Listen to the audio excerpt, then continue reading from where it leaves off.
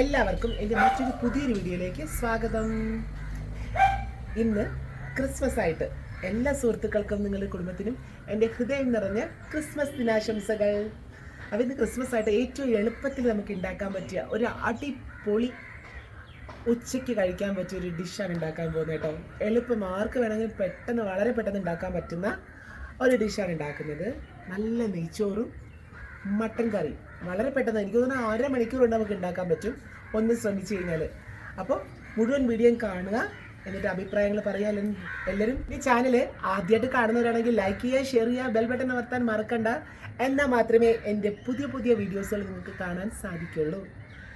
ആദ്യമായിട്ട് നമ്മൾ മട്ടൻ കറിയാണ് കേട്ടോ ഉണ്ടാക്കാൻ പോകുന്നത്. അതിന് വേണ്ടിയിട്ട് നല്ലൊരു ചുവട് കട്ടിയുള്ള പാത്രം വെച്ചു, ചൂടായി. അതിനുശേഷം വെളിച്ചെണ്ണയാണ് ചേർക്കുന്നത്. വെളിച്ചെണ്ണ ചേർത്ത് കൊടുത്തു. അതിന് ചൂടായതിന് ശേഷം ബാക്കി ചേരുവകൾ. വെളിച്ചെണ്ണ നന്നായി ചൂടായി വന്നു. അപ്പോൾ നമ്മൾ ചെറിയ ഉള്ളി ഒന്ന് ഒതുക്കി വെച്ചിരുന്ന ചെറിയ ഉള്ളിയാണ് കേട്ടോ ചേർത്ത് കൊടുക്കുന്നത്.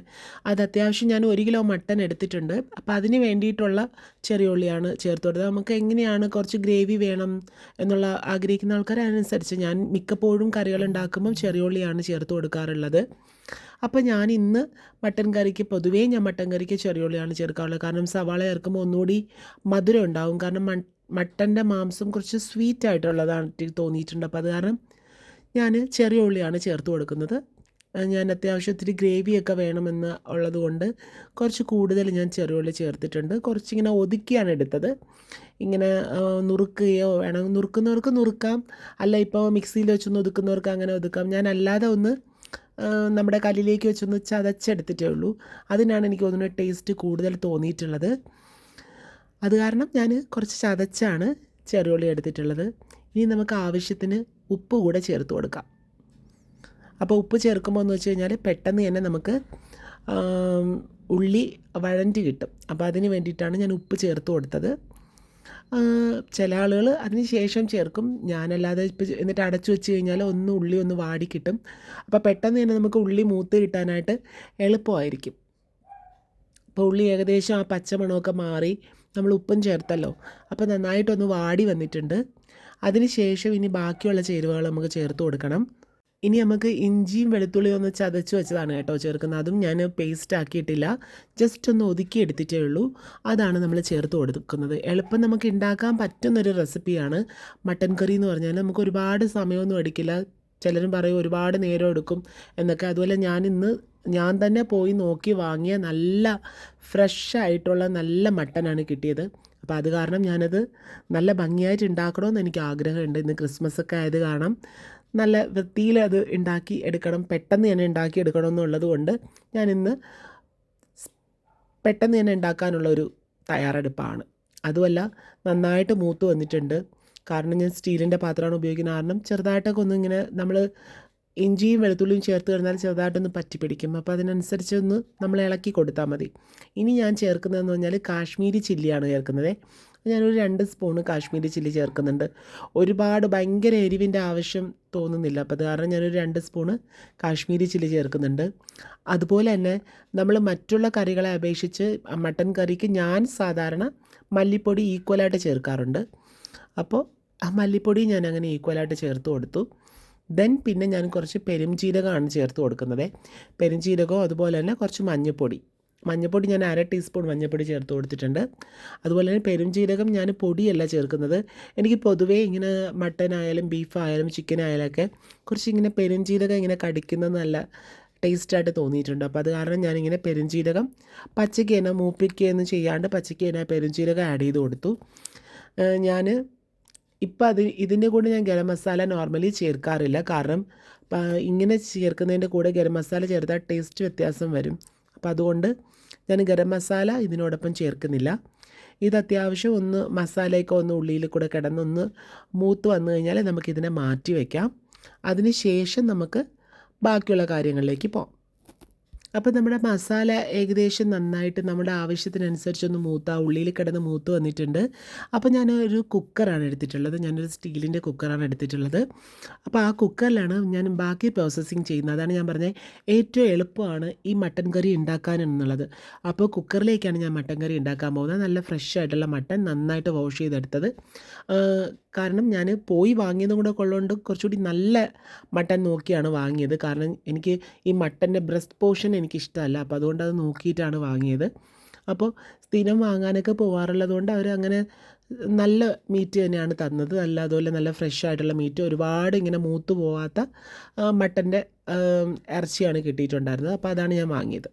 അതിലേക്ക് നമുക്ക് നേരത്തെ വഴറ്റി വെച്ചിരുന്ന മസാല നമുക്ക് കുക്കറിലേക്ക് ഇട്ട് കൊടുക്കാം. കാരണം ഞാൻ ഓൾറെഡി ആ തീ അണയ്ക്കാണ്ടാണ് ഞാൻ കുക്കർ വെച്ചിട്ടുള്ളത്. അപ്പോൾ അതിൽ നമ്മൾ കുക്കറൊന്ന് ചൂടായി തന്നെ ഇരിക്കണം. അതിലേക്ക് നമ്മൾ എടുത്തു വെച്ച മസാല ഞാൻ ചേർത്ത് കൊടുത്തിട്ടുണ്ട്.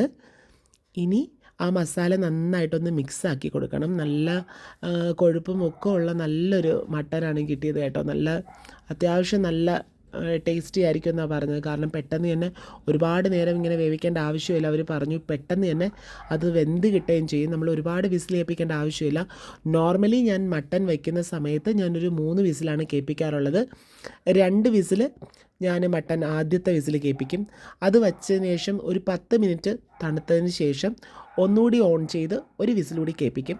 അപ്പോഴാണ് ആ ഗ്രേവിയൊക്കെ നല്ല വൃത്തിയായിട്ട് ആ മീറ്റിൽ പിടിച്ചിട്ട് വരിക. എന്നിട്ട് വേറൊരു പാത്രത്തിലേക്ക് മാറ്റിയിട്ടാണ് ഞാൻ പിന്നെ അതൊന്നുകൂടി തിളപ്പിച്ച് ഗ്രേവിയൊക്കെ കുറുക്കിയെടുത്ത് ചെയ്യാറുള്ളത്. ഇനിയാണ് ഞാൻ ഗരം മസാല ചേർക്കുന്നത്. ഞാൻ നേരത്തെ പറഞ്ഞല്ലോ, ഇത് മൂപ്പിക്കുന്ന സമയത്ത് ഞാൻ ഗരം മസാല ചേർക്കില്ല. ഞാൻ അല്ലാണ്ടാണ് ഗരം മസാല ചേർത്ത് കൊടുക്കുന്നത്. ഒരു ടേസ്റ്റ് വ്യത്യാസം ചിലപ്പോൾ ഉണ്ടാവാൻ ചാൻസസ് ഉണ്ട്. ചില മസാലകൾ ഞാനിത് പൊടിക്കുന്നതല്ല, ഞാൻ സെപ്പറേറ്റായിട്ട് വാങ്ങുന്ന ഗരം മസാല ആയത് കാരണം ചിലപ്പോൾ നമുക്ക് ടേസ്റ്റ് വ്യത്യാസം വരും. അതുപോലെ തന്നെ ഞാൻ 2 കപ്പ് ചൂടുവെള്ളം ചേർത്ത് കൊടുക്കുന്നുണ്ട്. പച്ചവെള്ളം ഒരു കാരണവശാലും ചേർക്കല്ല്. കാരണം നമ്മൾ മൂത്ത മസാല ആയത് കാരണം അതിലേക്ക് പച്ചവെള്ളം ഒഴിക്കുമ്പം ടേസ്റ്റ് വ്യത്യാസം വരും. അപ്പോൾ ഞാൻ 2 ഗ്ലാസ് പച്ചവെള്ളം വയ്ക്കുന്നുണ്ട്. കാരണം കുറച്ച് ഗ്രേവി ആയിട്ടുള്ള ടൈപ്പ് മട്ടൻ കറിയാണ് ഞാൻ ഉണ്ടാക്കുന്നത്. എന്നാൽ കുറുകിയിരിക്കാൻ വേണം, അങ്ങനെ ഒരു ടൈപ്പ് ആണ്. അപ്പോൾ അതുകൊണ്ട് ഞാനൊരു 2 കപ്പ് ചൂടുവെള്ളം കൂടി ചേർത്ത് കൊടുത്തിട്ടാണ് ഞാനിത് വയ്ക്കുന്നത്. നന്നായിട്ട് ഇളക്കിയിട്ട് നന്നായിട്ട് വയ്ക്കുന്നത്. ഒരു തിള വരുന്നതിന് ശേഷമാണ് ഞാനിത് അടച്ചു വയ്ക്കുന്നത്. അടച്ചു വെച്ച് ഞാൻ പറഞ്ഞില്ല 2 വിസിലാണ് കേൾപ്പിക്കാൻ പാടുള്ളൂ.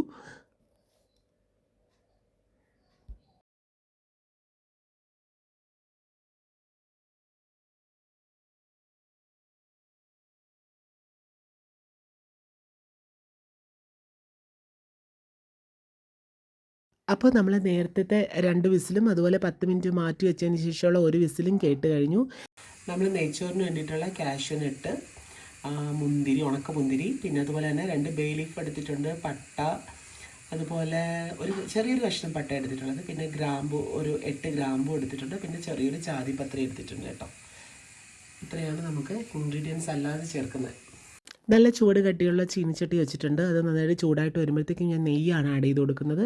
അത്യാവശ്യം കുറച്ച് ക്വാണ്ടിറ്റികൾ, കാരണം ഞാൻ 1 കിലോ റൈസ് എടുക്കുന്നുണ്ട്. അതിന് വേണ്ടിയിട്ട് അത്യാവശ്യം ക്വാണ്ടിറ്റിയുള്ള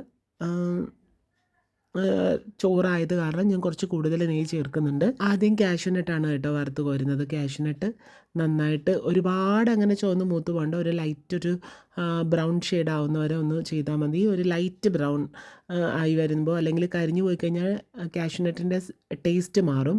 അപ്പോൾ ഒന്ന് നന്നായിട്ടൊന്ന് ചെറുതായിട്ടൊന്ന് തരത്തിലൊന്ന് മൂത്ത് വന്നാൽ മതി.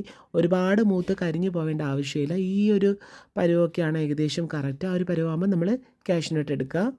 അണ്ടിപ്പരിപ്പ് വറുത്ത് കോരിയതിന് ശേഷം ഉണക്കമുന്തിരിയാണ്. ഉണക്കമുന്തിരിയും അതൊന്ന് പൊന്തി വരുന്നവരെ അത് മൂത്തൊന്ന് നല്ല ഒന്ന് പൊന്തി വരുമല്ലോ, ആ ഒരു പരുവാകുമ്പോഴത്തേക്ക് ഒരുപാട് ഈ സാധനങ്ങൾ ഒരുപാട് കരിഞ്ഞു പോകാൻ പാടില്ല. ആ ഒരു തരത്തിൽ വേണം നമ്മളിതെല്ലാം വറുത്ത് കോരിയെടുക്കാനായിട്ട്. ചിലപ്പോൾ കരിഞ്ഞു പോയി കഴിഞ്ഞാൽ അതിൻ്റെ ടേസ്റ്റിന് വ്യത്യാസം വരും. അതുകൊണ്ട് കരിയാതെ ആ ഒരു പാകത്തിന് വേണം എടുക്കാനായിട്ട്. അപ്പോൾ ഈ ഒരു പാകം മതി, ആ മുന്തിരിക്കും ഈ ഒരു പാകം മതി.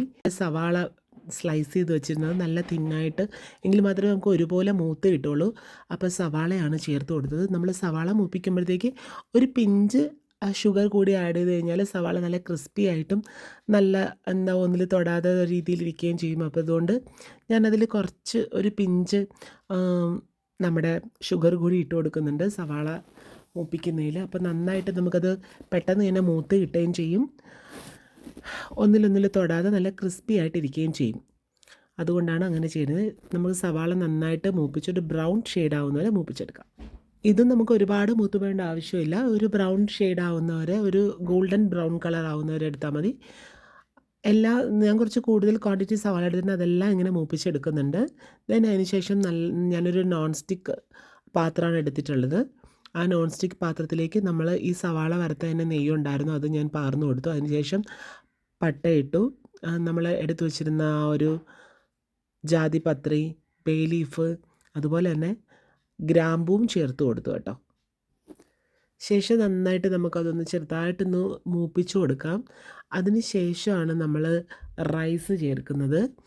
ഒന്ന് ചെറുതായിട്ടൊന്ന് അതിൻ്റെ ഒരു മണമൊക്കെ വന്നു തുടങ്ങി ഒന്ന് മൂത്ത് ഇതായി കഴിഞ്ഞ് കഴിഞ്ഞാൽ നമുക്ക് റൈസ് ചേർക്കാം. അപ്പോഴേ ഞാൻ ഒരു കാര്യം ഓർത്തത്, ഞാൻ ഏലക്ക ചേർത്തിട്ടുണ്ടായിരുന്നില്ല. അപ്പോൾ ഇനി ഏലക്ക കൂടി ചേർത്ത് കൊടുക്കാം. ഇതെല്ലാം ഒന്ന് മൂത്ത് വന്നു കഴിഞ്ഞാൽ ഞാൻ നന്നായിട്ട് കഴുകി തോർത്തി വെച്ചിരുന്ന, ഒരു 15 മിനിറ്റ് സമയം തോർത്തി വെച്ചിരുന്ന ജീരകശാല ആണ് കേട്ടോ ഞാൻ ഉപയോഗിക്കുന്നത് നെയ്ച്ചോറ് വയ്ക്കാനായിട്ട്. അപ്പോൾ അത്യാവശ്യം നല്ല ക്വാളിറ്റിയുള്ള റൈസ് നമ്മൾ എടുക്കണം. അത് ആ റൈസ് ചേർത്ത് കൊടുത്ത് നന്നായിട്ട് നമുക്കതൊന്ന് ഈ ഒരു എണ്ണയിലൊന്ന് വറുത്തെടുക്കാം കേട്ടോ. റൈസ് ചിലർ വറുത്തെടുക്കും, ചിലർ വറുക്കാണ്ടെടുക്കും. അപ്പോൾ ഞാൻ വറുത്താണ് എടുക്കാറുള്ളത്. അപ്പോൾ ഈ ഒരു നെയ്യിൽ തന്നെ നമുക്കത് നന്നായിട്ട് വറുത്തെടുക്കാം.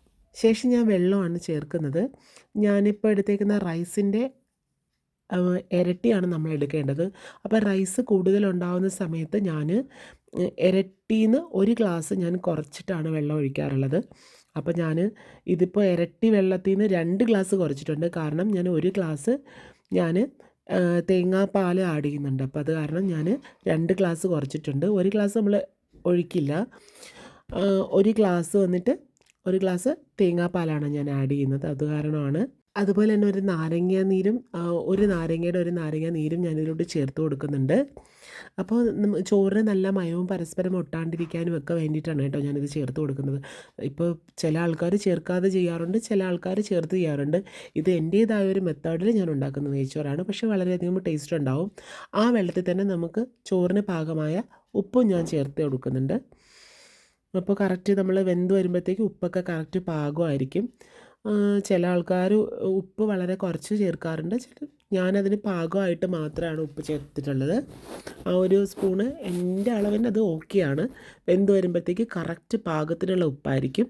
ഇതിലേക്ക് ഞാൻ അല്ലാതെ ചേർക്കുന്നത് ഗാർലിക്കും ഇഞ്ചിയും പച്ചമുളകും കൂടിയിട്ട് നന്നായിട്ട് എടുത്ത പേസ്റ്റ് കൂടി ചേർക്കുന്നുണ്ട്. അതിപ്പോൾ നമ്മുടെ ഓപ്ഷണലാണ്, നമുക്ക് വേണമെങ്കിൽ ചേർക്കാം, വേണ്ട എന്നുണ്ടെങ്കിൽ ചേർക്കണ്ട. പക്ഷേ ഞാനിതിൽ അതുകൂടി ചേർത്ത് കൊടുക്കുന്നുണ്ട്. അതുപോലെ തന്നെ അതിനോടൊപ്പം തന്നെ ഞാൻ പറഞ്ഞല്ലോ നേരത്തെ, നമ്മൾ ഇരട്ടി വെള്ളം എടുക്കുന്നതിന് ഞാൻ 2 ഗ്ലാസ് കുറച്ചിട്ടുണ്ട്. 2 ഗ്ലാസ് വെള്ളം കുറച്ചിട്ട് അതിൽ 1 ഗ്ലാസ് ഞാൻ നാളികേരത്തിൻ്റെ പാലാണ് ചേർത്ത് കൊടുക്കുന്നത്. അപ്പോൾ ചോറ് കുറച്ചുകൂടി മയവും സോഫ്റ്റും ടേസ്റ്റും ഉണ്ടായിരിക്കും. ഇനി നമ്മൾ നന്നായിട്ട് അടച്ചു വയ്ക്കാണ്ട് വേണം അത് വേവിക്കാൻ വേണ്ടിയിട്ട്. ലാസ്റ്റ് ഫൈനൽ വെന്ത് വരുന്ന സമയത്ത് മാത്രമേ നമ്മൾ അടച്ചു വയ്ക്കാവൂ. അടച്ചു വെച്ച് കഴിഞ്ഞാൽ ഓവറായിട്ട് നമുക്ക് കുക്കായി പോകും. അങ്ങനെ കുക്കാവേണ്ട ആവശ്യമില്ല. അടച്ച് വയ്ക്കാണ്ടാണ് ഞാൻ വേവിച്ചെടുക്കുന്നത് ചോറ്. ഇപ്പോൾ ചിലർ എന്ന് വെച്ച് കഴിഞ്ഞാൽ നമ്മൾ ചോറ് തിളപ്പിച്ച് വാർത്തിട്ടെടുക്കുന്ന ഇതുണ്ട്, അല്ലെങ്കിൽ ചോറ് കോരി എടുക്കുന്നുണ്ട്. ഞാൻ പാകത്തിനുള്ള വെള്ളം വെച്ചിട്ട് സാധാരണ ആ ഒരു ഇതിലാണ് ഞാൻ സാധാരണ അത് വേവിച്ചെടുക്കാറുള്ളത്. അപ്പോൾ നമ്മുടെ ചോറ് ഏകദേശം വെന്ത് ഇങ്ങനെ റെഡിയായി വരുന്നുണ്ട്. നല്ല മണമൊക്കെ വരുന്നുണ്ട് കേട്ടോ. ഈ സ്പൈസസിൻ്റെയും എല്ലാം കൂടി ചേർത്തിട്ടുള്ള ആ ഒരു ഗാർലിക്കും പിന്നെ അതുപോലെ തന്നെ പച്ചമുളകൊക്കെ ചേർത്തിട്ടുള്ള പ്രത്യേക ഒരു മണം ഉണ്ടല്ലോ. നെയ്യും എല്ലാം കൂടി കിടന്നിട്ടുള്ള ഒരു മണമൊക്കെ ഇങ്ങനെ പരന്ന് വരുന്നുണ്ട്. അപ്പോൾ നമ്മൾ വെള്ളം ആ ഒരു കണക്കിന് വെച്ച് കഴിഞ്ഞാൽ പാകമായിരിക്കും. നമ്മൾ എത്ര മാക്സിമം ഇരട്ടി വേണമെന്ന് ജീരകശാലയ്ക്ക് നമ്മൾ ഒരിക്കലും ഒരുപാട് കൂടുതൽ വെള്ളം വെക്കില്ലെങ്കിൽ ചോറ് കുഴഞ്ഞു പോകാൻ ചാൻസ് ഉണ്ട്.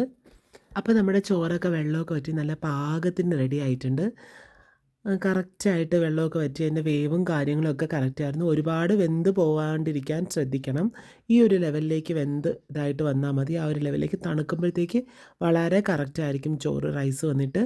അതിലേക്ക് നമുക്ക് വറുത്ത് വെച്ച സവാള വറുത്തതും അതുപോലെ തന്നെ നമ്മുടെ കാഷ്യൂനട്ട് വറുത്തതും മുന്തിരിയും ഉണക്കമുന്തിരിയും ഒക്കെ നമുക്ക് ചേർത്ത് കൊടുക്കാം. വേണമെങ്കിൽ നമുക്ക് നെയ്യും വേണമെങ്കിൽ പുറത്തേക്ക് ഒഴിച്ച് അടച്ചു വയ്ക്കാം. അടച്ചു വെച്ചതിന് ശേഷം ഒരു 10 മിനിറ്റ് കഴിഞ്ഞിട്ട് വീണ്ടും നമുക്ക് തുറക്കുമ്പോഴത്തേക്ക് നമ്മൾ സ്വാദിഷ്ടമായ നെയ്ച്ചോറ് തയ്യാറായി. വളരെയധികം ചോറ് ഒരുപാട് ഇതായി പോവാണ്ടും നല്ലതായിട്ടും നല്ല ടേസ്റ്റി ആയിട്ടും നല്ല അടിപൊളിയായിട്ടും ഒക്കെ കിട്ടുന്ന നല്ല കിടിലൻ നെയ്ച്ചോറാണ് കേട്ടോ. എല്ലാവരും ട്രൈ ചെയ്ത് നോക്കണം. ഒത്തിരി നേരത്തെ ഇതൊന്നും ആവശ്യമില്ല. വളരെ പെട്ടെന്ന് തന്നെ നമുക്ക് ഉണ്ടാക്കാൻ പറ്റിയ ഒരു വിഭവമാണ്. നമ്മൾ വിചാരിക്കും ഒരുപാട് പാടാണെന്നൊക്കെ വിചാരിക്കും, പക്ഷേ വളരെ പെട്ടെന്ന് നമുക്ക് ഉണ്ടാക്കിയെടുക്കാൻ പറ്റും. മട്ടൻ കറി റെഡി ആയിട്ടുണ്ടോ എന്ന് നോക്കാം. വാവ്, മട്ടൻ കറിയുടെ ആ എണ്ണയൊക്കെ തെളിഞ്ഞു വന്ന് നല്ലതായിട്ട് കുക്കായി കറക്റ്റായിട്ട് വന്നിട്ടുണ്ട്. പക്ഷേ കുറച്ചുകൂടി മട്ടൻ കറി നമുക്ക് വറ്റി കിട്ടാനായിട്ടാണ്, കുറച്ചുകൂടി ഒന്ന് കുറുകി വരാനായിട്ടുണ്ട്. ഇപ്പോൾ കറക്റ്റായിട്ട് മസാലയൊക്കെ പിടിച്ച് നല്ല ഗ്രേവിയൊക്കെ നല്ല സെറ്റായിട്ടുണ്ട്. പക്ഷേ കുറച്ചുകൂടി എനിക്കൊന്ന് കുറുകണം. ഞാൻ നേരത്തെ പറഞ്ഞ പോലെ മറ്റൊരു പാത്രത്തിലേക്ക് മാറ്റി ഒന്നുകൂടെ ഒന്ന് തിളപ്പിച്ച് കുറച്ച് കറിവേപ്പിലയൊക്കെ ചേർത്തും അതുപോലെ എൻ്റെ സ്പെഷ്യൽ ഒരു ഉള്ളി ട്രിക്കൊക്കെ ഉണ്ട്, അതെല്ലാം ചെയ്ത് എടുക്കുമ്പോഴത്തേക്ക് അടിപൊളിയായിരിക്കും കേട്ടോ. അപ്പോൾ മട്ടൻ കറി നമ്മൾ ഒരു ഉരുളിയിലേക്ക് മാറ്റി അതിലേക്ക് ഞാൻ ഉള്ളിയും 2 തണ്ടോടുകൂടിയുള്ള കറിവേപ്പിലയൊക്കെ എടുത്തിട്ടുണ്ട്. അതിലേക്ക് ഞാൻ 2 തുള്ളി വെളിച്ചെണ്ണ നന്നായിട്ട് ഒഴിച്ചിട്ട് നന്നായിട്ടൊന്ന് തിരുമിയിട്ട് ആ മട്ടൻ കറിയിലേക്ക് ഇങ്ങനെ ഇട്ട് കൊടുക്കുന്നത് എൻ്റെ സ്പെഷ്യൽ ട്രിക്കാണ് കേട്ടോ. അടിപൊളി സ്വാദാണ്. നിങ്ങളെല്ലാവരും ഒന്ന് ചെയ്തു നോക്കണം. ഞാനിതിൽ കടുകൊന്നും താളിക്കില്ല, ഞാൻ ഇങ്ങനെ തന്നെ ഇടാറുള്ളൂ. പ്രത്യേക ഒരു മണമാണ്. ഒരു 2 പിഞ്ച് ഗരം മസാല ചേർക്കുന്നവർക്ക് വേണമെങ്കിൽ ചേർത്ത് കൊടുക്കാം, പക്ഷേ ഞാൻ ചേർക്കാറില്ല. പക്ഷേ അങ്ങനെ ഈ ഒരു സമയത്ത് അതുകൂടി ചേർത്ത് കൊടുത്താലും പ്രത്യേക ഒരു മണവും ടേസ്റ്റുമാണ്. ഇപ്പോൾ ഇത് തന്നെ ഒരു കിടിലൻ മണമായിട്ടാണ് വന്നിരിക്കുന്നത്. ഇതൊന്ന് ചെറുതായിട്ടൊന്നുകൂടി കുറുകി സെറ്റായി കഴിഞ്ഞ് കഴിഞ്ഞാൽ, ഇപ്പോൾ ഗ്രേവി വേണമെന്നുള്ളവർക്ക് ഇങ്ങനെ എടുക്കാം, പക്ഷേ എനിക്ക് ഒന്നുകൂടി ഒന്ന് വറ്റി വരണം. അപ്പോൾ നമ്മുടെ മട്ടൻ കറി നല്ല അടിപൊളിയായിട്ട് നല്ല കുറുകി ഗ്രേവി എല്ലാം സെറ്റായിട്ട് വന്നിട്ടുണ്ട്. ഇതാണ് നമ്മുടെ ക്രിസ്മസിൻ്റെ ഏറ്റവും സ്പെഷ്യലായിട്ടുള്ള എൻ്റെ മട്ടൻ കറി കേട്ടോ. നിങ്ങൾക്ക് ഇഷ്ടപ്പെട്ടിട്ടുണ്ടെങ്കിൽ ഏറ്റവും ഈസി ആയിട്ട് ഉണ്ടാക്കാൻ പറ്റിയതാണ്, ഏറ്റവും എളുപ്പം ഉണ്ടാക്കാനും ഒക്കെ പറ്റിയൊരു വിഭവമാണ് ഈ മട്ടൻ കറി കേട്ടോ. മട്ടൻ കറി വളരെ ഈസി ആയിട്ട് ഉണ്ടാക്കിയ നെയ്ച്ചോറ്, നല്ല മയമുള്ള നെയ്ച്ചോറാണ് കേട്ടോ. അതും മട്ടൻ കറിയാണ് ഇന്ന്. പെട്ടെന്ന് ഉണ്ടാക്കാൻ പറ്റും, എല്ലാവരും എളുപ്പത്തിൽ ഉണ്ടാക്കി നോക്കുക.